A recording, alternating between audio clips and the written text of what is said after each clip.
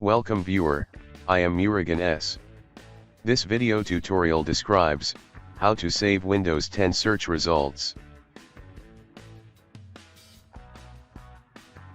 Search any text.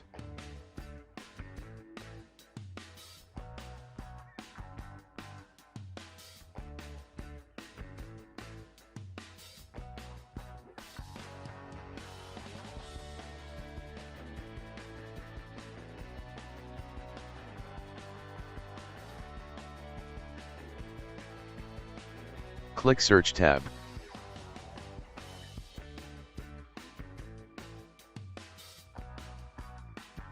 Click Save Search. Type any file name. Click Save.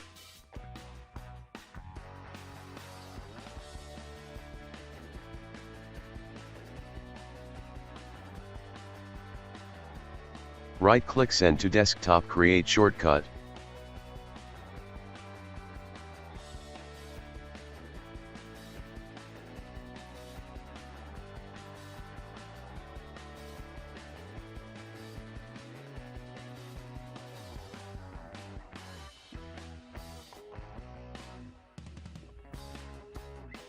I hope this video tutorial helps to you.